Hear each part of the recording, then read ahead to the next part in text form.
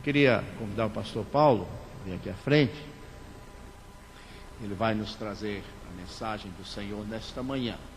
Domingo passado, ele falou ao nosso coração, Deus falou através da mensagem, e nessa manhã o Senhor continuará falando. Pastor Paulo é pastor lá em Fortaleza. Sua igreja é uma igreja pequenininha. Mas sabe o que é que Deus tem feito? Deus chamou ele para um ministério muito interessante. Deus chamou ele para pegar uma igreja pequenininha, sem nada, sem templo, sem nada. Um grupinho ali, sem condições financeiras.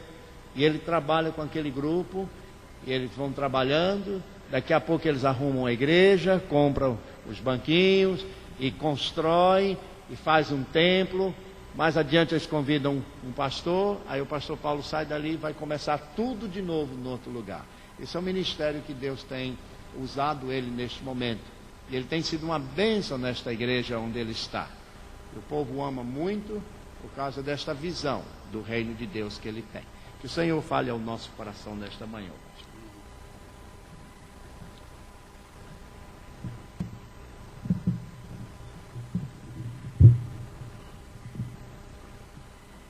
Meus queridos irmãos em Jesus Cristo, eu sou grato a Deus pela oportunidade de estar aqui mais uma vez.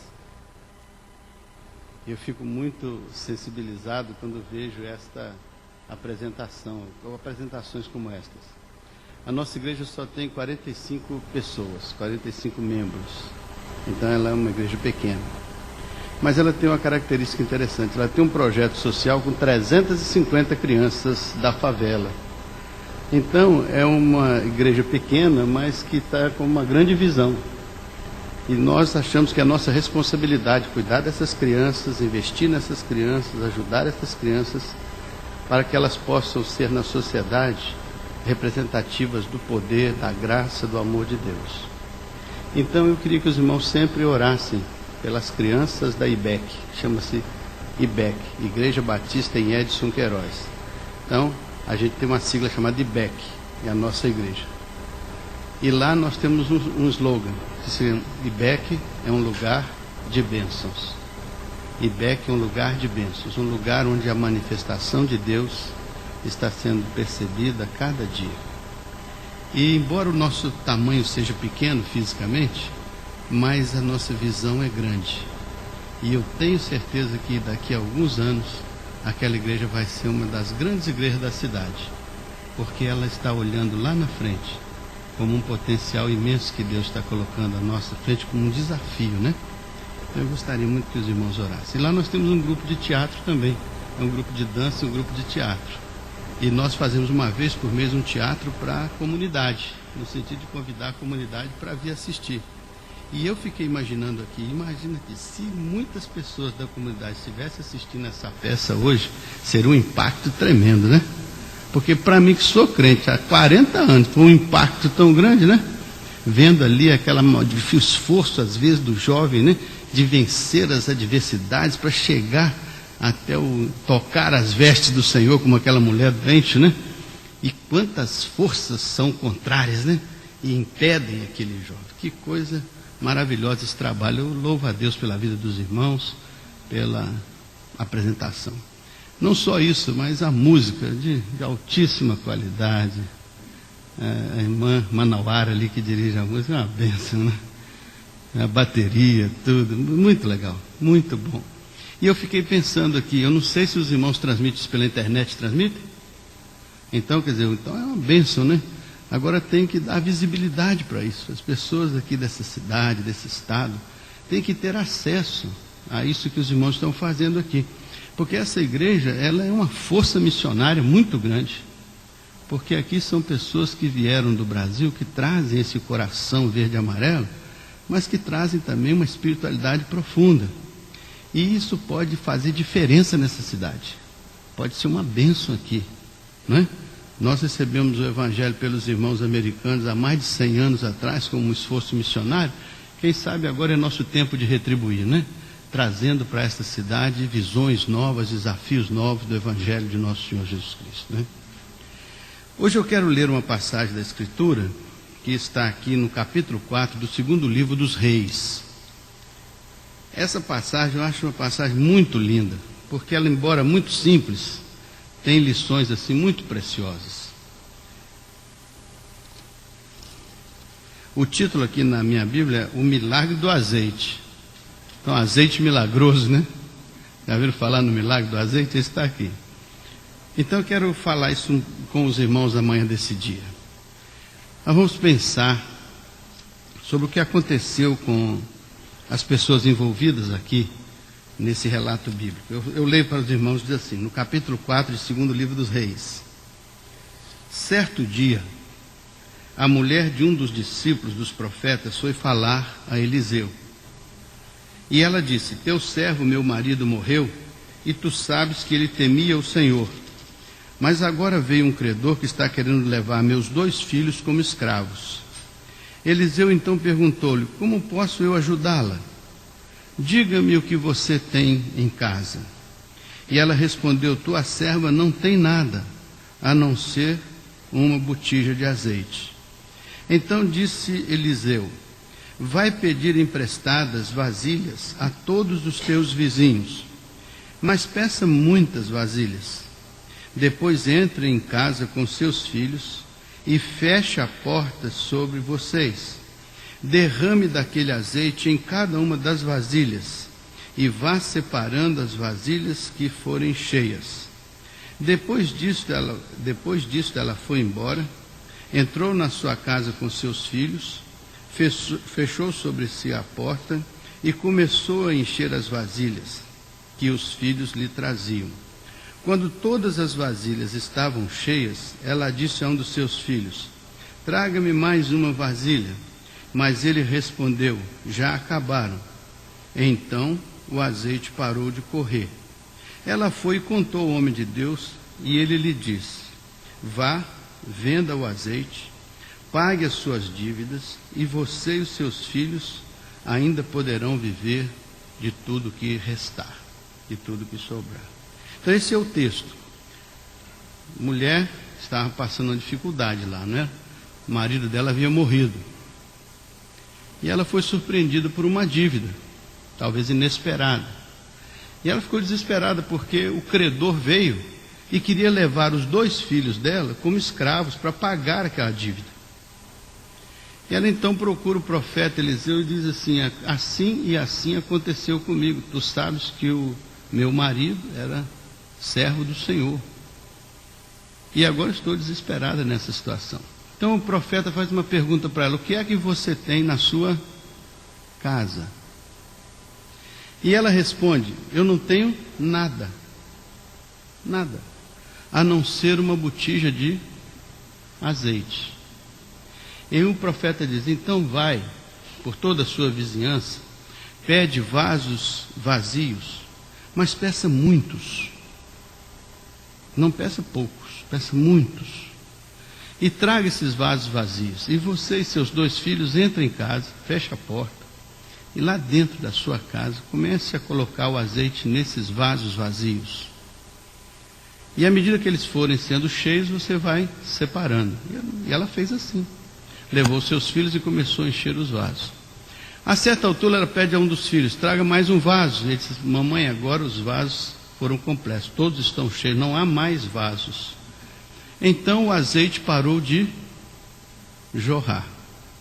E ela volta então ao profeta e diz assim, olha, eu fiz do jeito que o Senhor falou e os vasos foram todos cheios. O que o profeta falou com ela?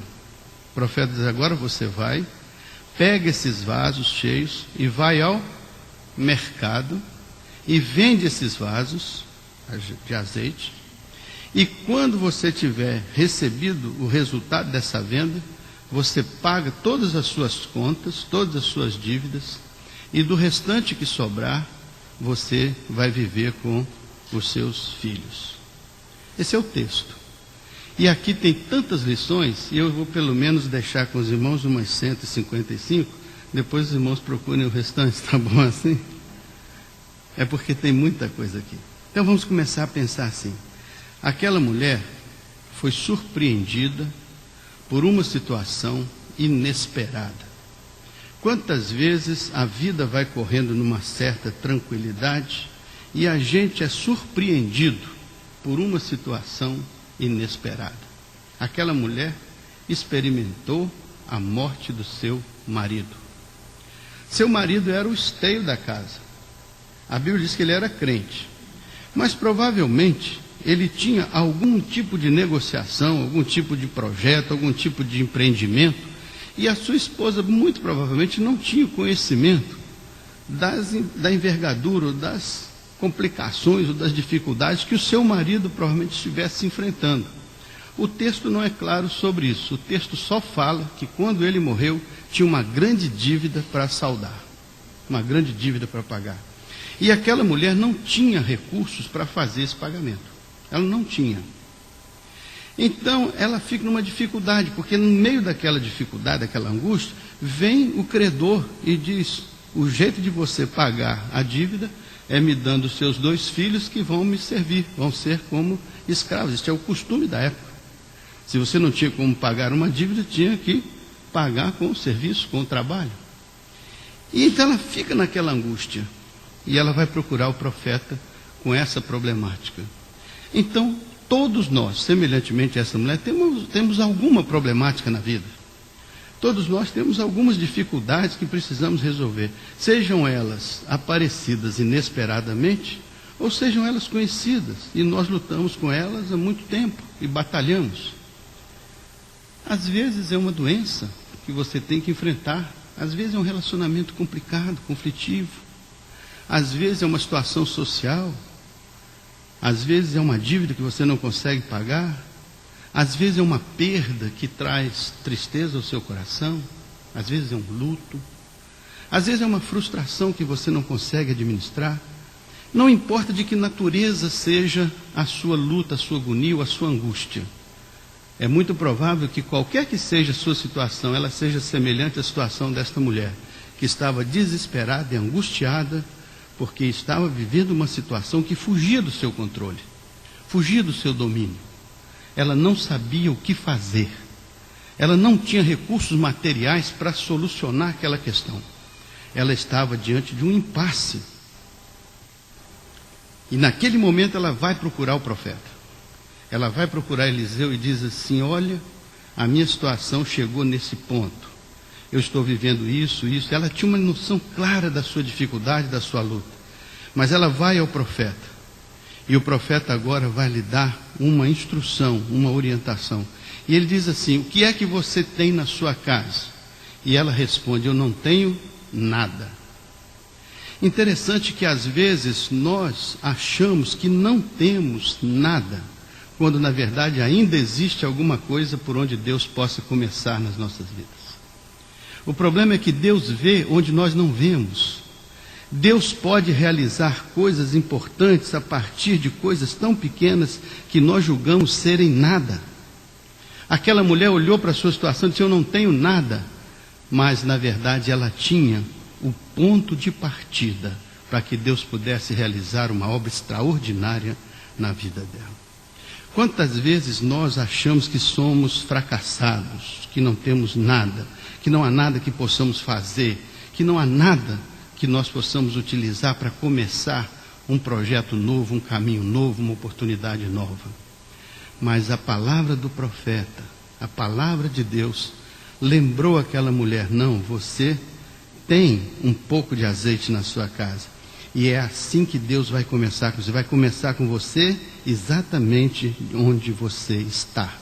Deus não precisa que você seja rico para usar a sua vida. Ele quer começar com você exatamente onde você está. Ele quer começar a fazer uma grande obra na sua vida exatamente como ela está. Ele quer entrar na sua casa hoje exatamente com o que tem lá. Não precisa de grandes coisas, precisa de uma grande fé. Não precisa de grandes e espetaculares situações.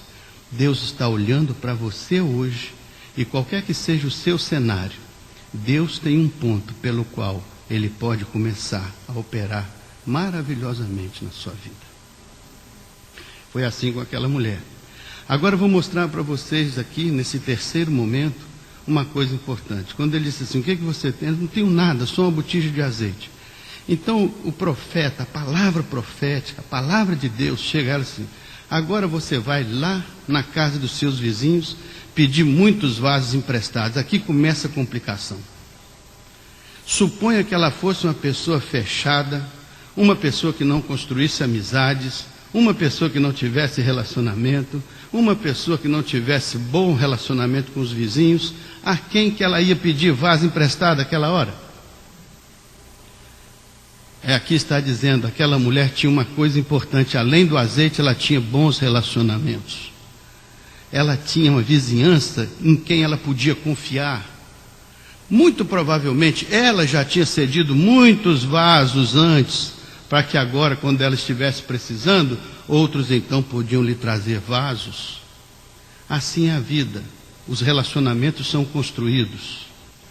A vizinhança é construída. Nós muitas vezes achamos, quando as coisas vão bem, que não precisamos de ninguém, que nos bastamos a nós mesmos, que temos um bom trabalho, temos um bom salário, temos um bom relacionamento com a situação social ao redor, mas não nos iludamos. Todo oceano tem suas tempestades, todo céu de brigadeiro tem seus furacões, e mais dia menos dia pode ser que aquele relacionamento que nós não fizemos, aquela amizade que nós não cultivamos, aquele carinho com o nosso semelhante que nós não tivemos, vai ser aquele vaso que nós vamos precisar e não vai estar disponível para nós. Aquela mulher foi vitoriosa, sabe por quê? Porque todo mundo se dispôs a emprestar vaso para ela. Todo mundo tinha um vaso vazio para entregar para ela. Ela sabia que podia contar com toda a sua vizinhança. É importante a gente aprender a cultivar relacionamentos que nos sejam valiosos na hora que Deus precisar usá-los para nos abençoar. Deus usou aquele azeite, mas usou os vizinhos, usou os relacionamentos que ela tinha para trazer os vasos vazios. Que coisa linda, né? Quantos vizinhos você tem? Quantas pessoas você conhece? Quantas pessoas você tem servido de tal maneira que se um dia você precisar, eles vão estar de portas abertas para você? Quantas pessoas fazem parte da sua net de comunicação? Ontem nós estávamos na casa do pastor, os casais estavam lá, que coisa maravilhosa. Estávamos trocando ideias, conversando, aprofundando nossas amizades. Então, a partir de ontem, eu conheço mais pessoas nessa cidade, mais pessoas me conhecem. Se eu continuasse aqui, eu ia querer aprofundar esse relacionamento, melhorar, entrar na esfera da intimidade dessas pessoas, e que essas pessoas entrassem na esfera, porque nós precisamos de construir laços, construir vínculos, construir amizade, comunhão, e a gente só faz isso plantando esta semente. A hora que a gente planta essa semente, um dia ela floresce e você começa a colher o resultado do seu investimento afetivo, do seu investimento amoroso. Muitas pessoas perdem a oportunidade de construir relacionamentos importantes, os quais, no futuro, Deus vai usar para nos abençoar. Mas possivelmente Deus quer abençoar os outros com os meus vasos vazios. E se eu fizer isso um dia, Ele vai usar os outros para me abençoar. Então a vida é uma mutualidade. Se nós tivermos essa compreensão e se fizermos disso um projeto comunitário, então nós não somente seremos abençoados, mas abençoaremos muitas pessoas. E que coisa maravilhosa se nós pudermos distribuir vasos vazios para todo mundo, e se nunca precisarmos pedir um vaso vazio. Porque mais bem-aventurada coisa é dar do que ter de receber. Que coisa boa se todo dia você puder ofertar, sabendo que Deus, se você precisar um dia, usará algum canal para te abençoar, mas pode ser que Ele já tenha te abençoado tanto que você nem precise lançar a mão desse expediente. Essa é uma lição para vocês, para mim, para nós. Vasos vazios. E ela vai e pega os vasos vazios. E ela vem com aqueles vasos vazios para a sua casa. Como diz o cearense, uma ruma de vasos vazios, né? Vem trazendo aqueles vasos, entra na sua casa. Aí o profeta diz, outra lição, o profeta diz, vocês têm que ter um trabalho de equipe, um trabalho de parceria. A família tem que estar unida. É você e seus filhos. Não é você sozinho e seus filhos lá jogando futebol na rua e você lutando aqui com Deus, não. O milagre é para a família inteira. A família inteira tem que estar envolvida. A mãe e os 2 filhos. Não era todo mundo envolvido no problema? Agora é todo mundo envolvido na solução. A solução vem pelo conjunto da obra. Às vezes é um só orando, carregando ali o caixão, batalhando, lutando, e os outros lá vendo a procissão passar. E não se envolvem, e não cooperam, e não participam. Aqui está uma lição. O profeta diz: pega sua mãe, seus filhos, e entra na sua casa e fecha a porta. O que vai acontecer lá é uma questão profundamente familiar. As maiores bênçãos de Deus não acontecem aqui dentro da igreja, não. Dentro do templo. As maiores bênçãos de Deus acontecem lá no recesso da sua família. Lá dentro das 4 paredes do seu lar. Os maiores milagres vão acontecer lá. Na comunhão da sua vida, lá com seus filhos, com a sua esposa, com o seu marido. Tem família que vive numa briga tão grande e depois quer sentir as bênçãos de Deus. Não tem. Porque Deus trabalha na harmonia. O Espírito de Deus é harmônico. O Espírito de Deus é abençoador. E onde a bênção de Deus prospera, não tem dor alguma. Isso é o que diz na Bíblia. Então aquela mulher foi lá com seus filhos. Então os filhos começaram. O filho não tinha rebeldia. Não. Mas isso é problema seu, problema do papai, vocês complicaram tudo. Eu não estava nem aqui quando isso aconteceu. Não. Os filhos olharam aquele momento e se solidarizaram com a mãe e foram lá ajudar. Foram carregar vasos vazios. Foram fazer a parte deles. Então dentro da família tem de haver cooperação. Todos estão envolvidos. Ninguém é mais culpado ou menos culpado pelos problemas ou pelas dificuldades. Mas todos são responsáveis pela solução. Deus está chamando a família inteira para se envolver. Deus estava chamando a mãe, os filhos e queria que todos participassem daquele esforço coletivo de solucionar o problema. Agora ali então a mãe vai lá e os filhos fecham a porta e dentro de casa é ali que as orações têm que ser fervorosas, é ali que a obra de Deus tem que se manifestar poderosamente.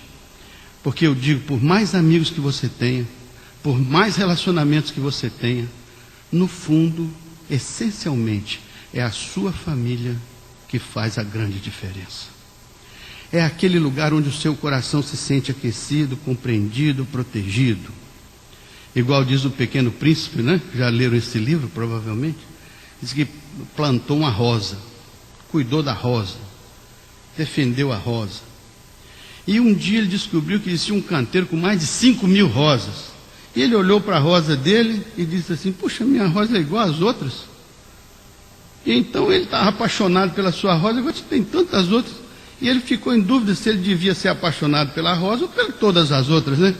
Então ele parou e pensou: o que me faz gostar e ter uma paixão especial por essa rosa? Não é que as outras sejam mais feias ou mais bonitas.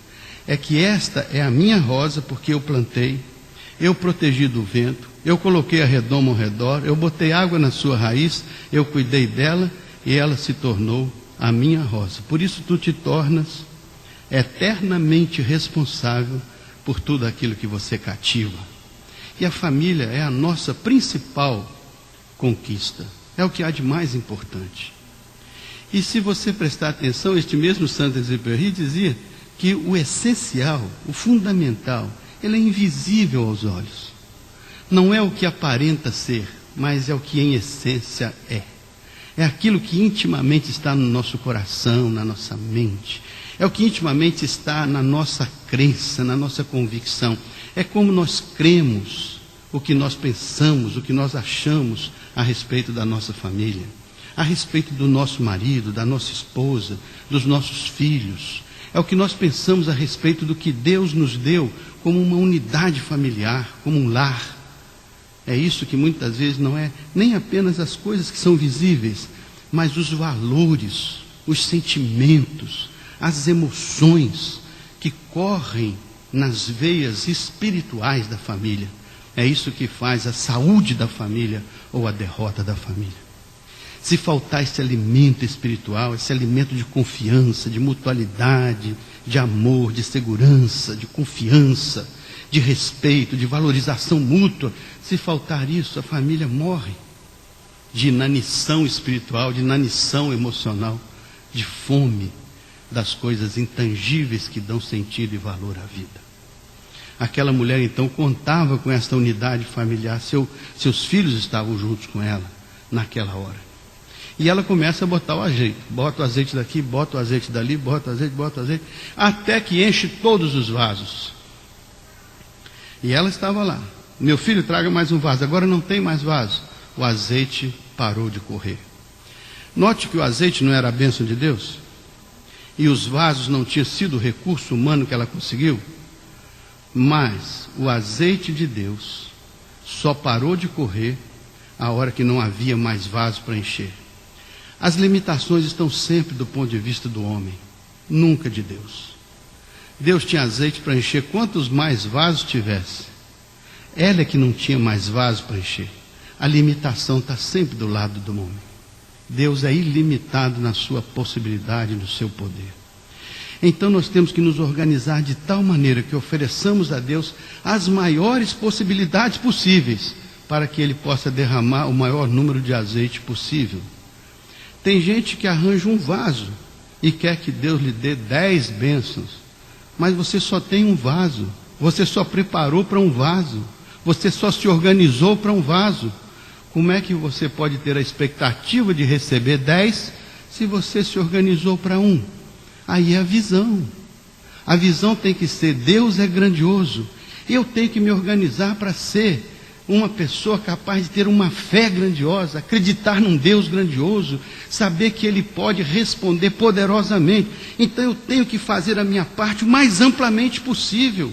Eu tenho que plantar o maior número possível de semente. Eu tenho que trabalhar o mais amplamente possível. Eu tenho que fazer o melhor que eu puder para que Deus possa usar todo o meu esforço a fim de derramar o seu bendito azeite nos meus vasos vazios. Não é? E tem um outro problema aqui que às vezes parece complicado. É que a gente chega cheio de vasos perante o Senhor, mas os vasos estão cheios. E ele diz: onde é que eu vou botar meu azeite, meu filho? Senhor, não tem, né? Meu vaso está cheio de raiva, cheio de ira, cheio de complicação, cheio de confusão, cheio de problemas, cheio... Aí o Senhor olha para mim e diz: você tem vasos, mas seus vasos estão cheios.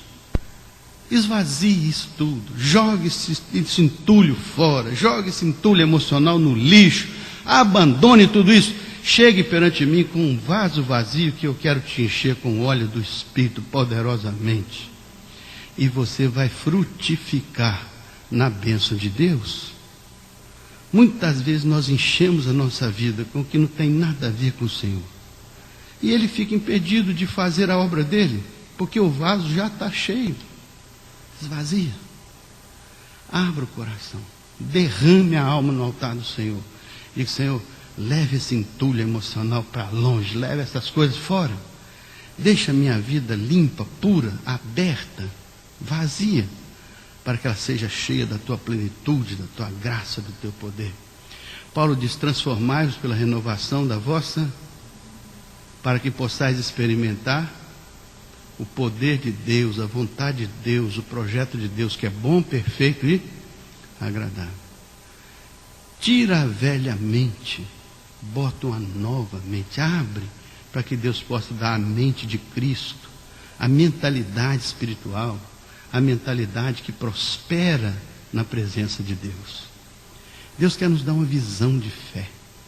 Diz a Bíblia: se tu podes crer, tudo é possível que crer.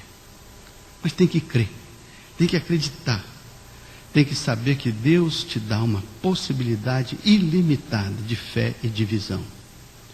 Toda limitação e toda restrição parte de você, não de Deus. Então creia que Deus pode fazer muito mais do que você imagina e do que você pensa. Creia que Deus pode abrir para você oportunidades que você nunca sonhou na sua vida. Mas Ele pode, porque Ele é o Deus poderoso da criação. Do Senhor é a terra, a sua plenitude, o mundo e aqueles que nele habitam. É aquele que abre e ninguém fecha, fecha e ninguém abre. Ele é o alfa e o ômega, é o princípio e o fim, é o autor e o consumador da nossa fé. Não é bonito isso, né? Interessante. Então ela começa a encher os vasos vazios. Aí os vasos agora estão todos cheios. E ela agora volta lá no profeta e diz assim: Senhor, agora fui abençoado com um milagre. O milagre aconteceu. Minha casa agora está com óleo até a tampa. Tem azeite aqui para fazer grandes coisas. E ela vai no profeta e pergunta: e agora, profeta? O profeta diz: agora você vai pegar esse azeite todinho, vai armar uma rede na sua varanda, vai se deitar na rede, igual o cearense faz, vai ficar com a mão cruzada olhando para o céu, porque agora você tem uma porção de azeite dentro de casa. Agora você pode ficar numa boa dentro de casa. Foi isso que o profeta disse? O profeta diz: a primeira coisa que você vai fazer é pagar suas contas, é acertar sua vida com o daqui para trás. Resolva as coisas pendentes, honre os seus compromissos. Seja uma pessoa que não esteja aprisionada por nada do passado. Resolva esse passado e olhe para frente, porque o que você vai gastar para resolver o passado vai ser uma parte das bênçãos de Deus, mas Ele vai te dar tanto que dá para você viver o seu futuro. Pense que Deus quer ajudar você a resolver seu passado.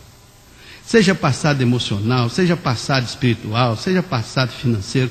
Deus quer usar a sua vida, a sua casa, a sua família. Deus quer começar com você onde você está, quer te dar uma visão, quer te dar uma compreensão, quer te dar uma bênção, quer te dar um milagre para resolver essas pendências, para que você possa cuidar de uma vida futura abençoada e livre. Ele quer te libertar de qualquer coisa que te amarre, que te angustie, que te dê dificuldades. Ore ao Senhor, fale com Ele de coração, porque Deus não está limitado por coisa alguma. Se você ler o capítulo 8 de Romanos, vai ver o que pode nos separar do poder de Deus. Nem a profundidade, nem a altura, nem qualquer criatura, nem céu, nem inferno. Nada pode impedir Deus de fazer um milagre na sua vida se Ele decidir fazer. Então Deus é aquele que abre, ninguém fecha, fecha, ninguém abre. Então o que nós precisamos fazer é ajustar nossa vida ao projeto de Deus. Porque se nós estivermos dentro do projeto de Deus, o projeto de Deus é bom, perfeito e agradável. O projeto de Deus é maravilhoso. Então nós precisamos só uma coisa: encontrar esse projeto e dizer: Senhor, me encaixa nesse negócio. Muitas vezes nós queremos encaixar Deus nos nossos projetos, né? Senhor, abençoa isso, Senhor, abençoa isso. Senhor, me abençoa para eu entender o que o Senhor quer fazer nesse mundo e me ajuda a ser parte do seu projeto, a ser parte da sua visão.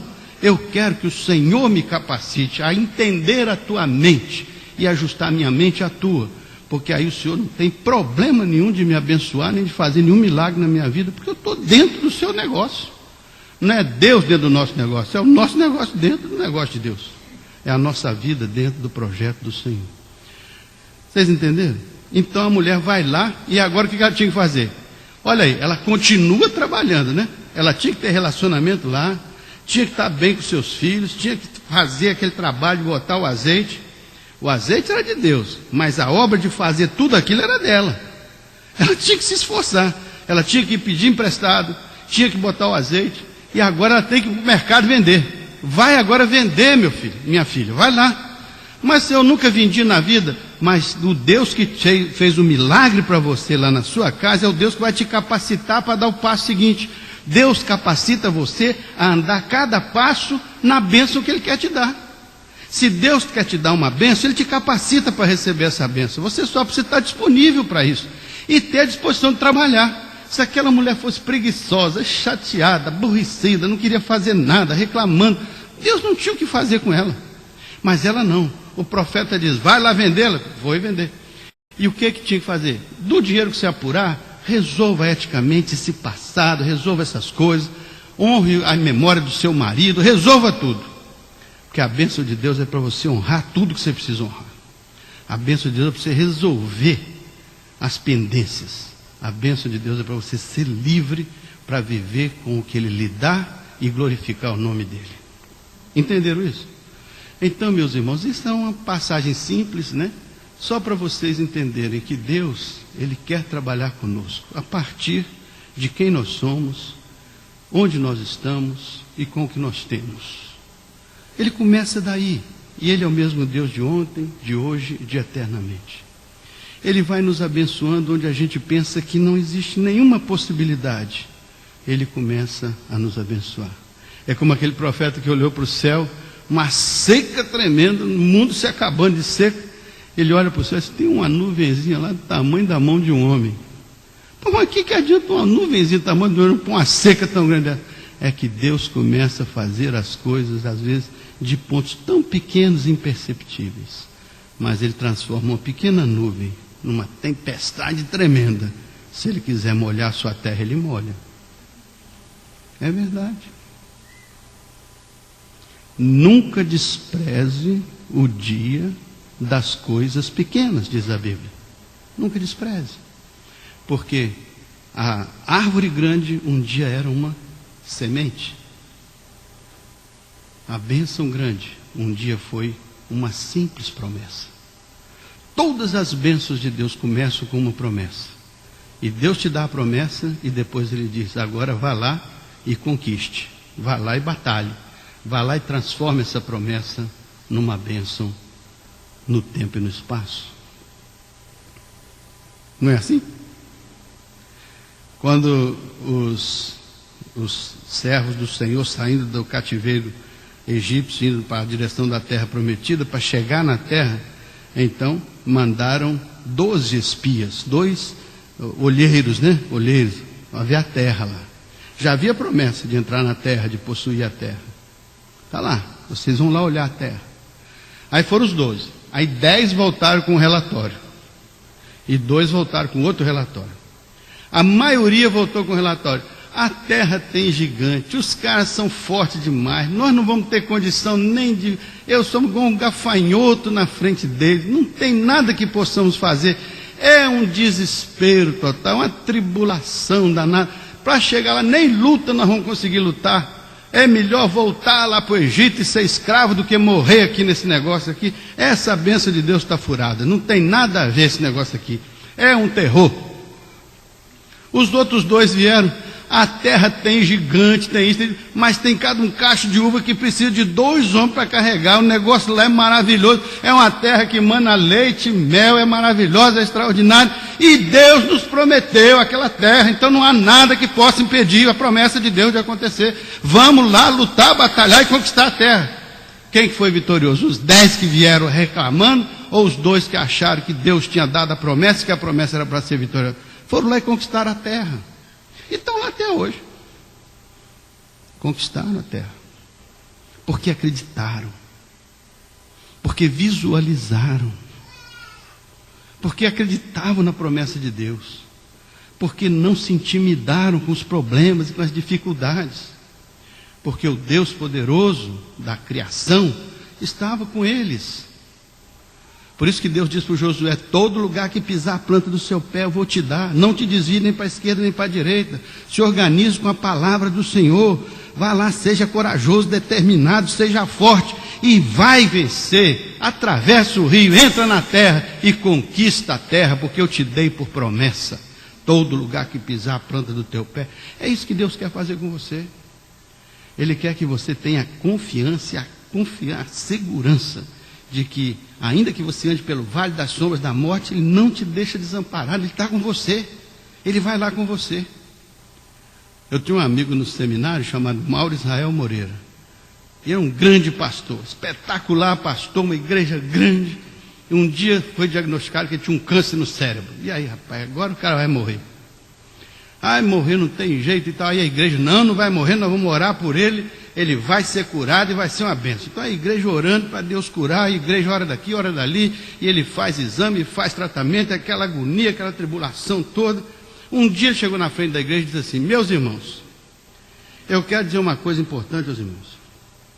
Deus está fazendo uma obra muito importante na minha vida. Eu digo aos irmãos o seguinte: se Deus me curar, vocês vão ver a glória dele aqui na minha vida agora.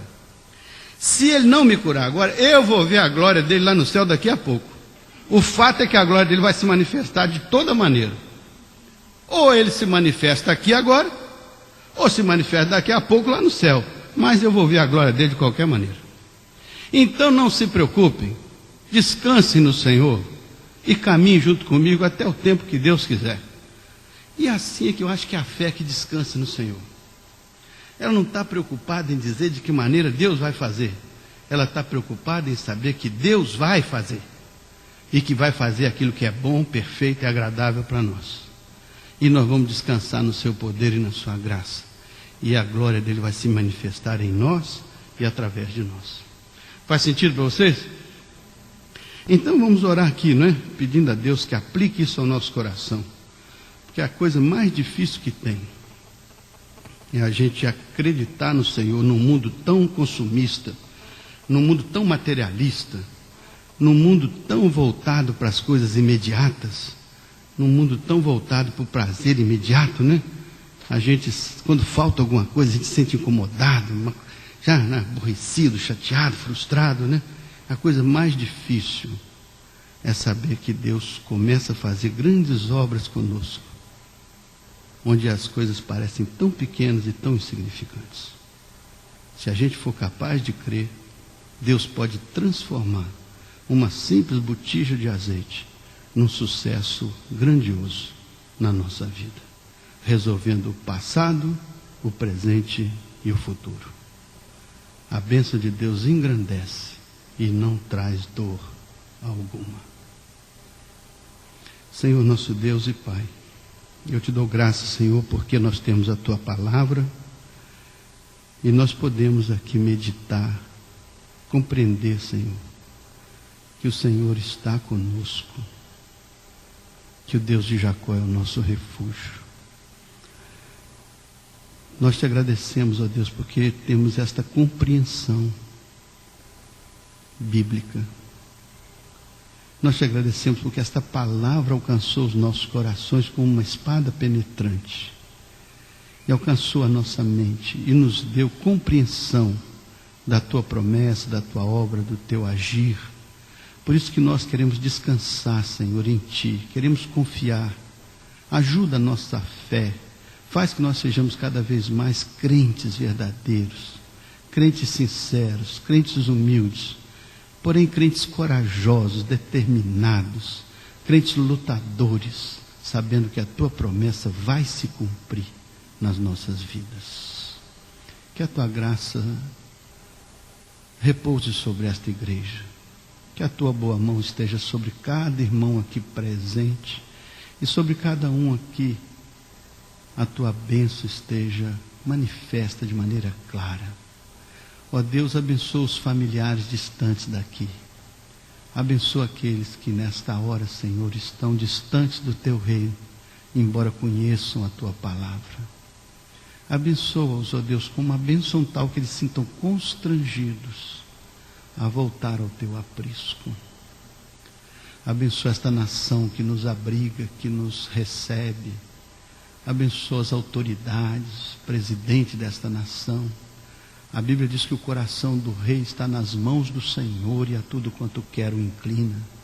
Ó Deus, nós colocamos esta nação nas tuas mãos e pedimos a tua bênção sobre este povo. Que esta nação seja, Senhor, tocada pelo teu Espírito através de todos os crentes que aqui habitam, que oram, que lutam, que testemunham. Faz deste povo um povo abençoado, Senhor. De igual modo oramos pelo Brasil, nosso país. Abençoa, Senhor, o nosso país, que sofre com tantas corrupções, tantos problemas, mas também tem tantas virtudes e tantas oportunidades. Ó Deus, abençoa aqueles que nos governam. Coloca sobre eles as tuas mãos, Senhor, e traz ao coração e à mente deles os princípios da tua palavra. Senhor, que a tua bênção recaia sobre cada um de nós, sobre nossas famílias. Conduz os nossos passos.